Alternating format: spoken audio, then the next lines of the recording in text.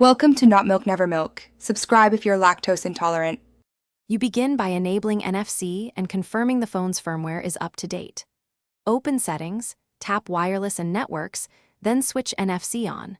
Once done, also enable Android Beam if needed for sharing. Make sure you remove any thick case and place the card or tag near the phone's rear center area. Have the tag or payment credential unlocked and active so the Honor 400 can detect it on first touch.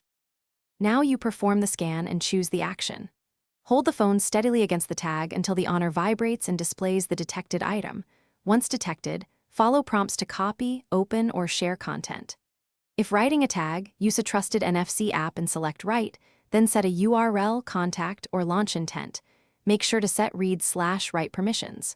For payments, choose the default card and wallet and confirm with PIN or biometric. Finish by testing the configured actions several times to confirm reliability.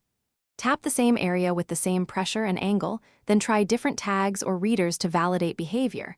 Once consistent, close apps and lock the screen to test background operation.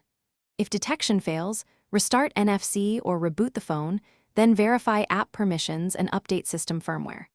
A key troubleshooting tip: clear the wallet or NFC app cache.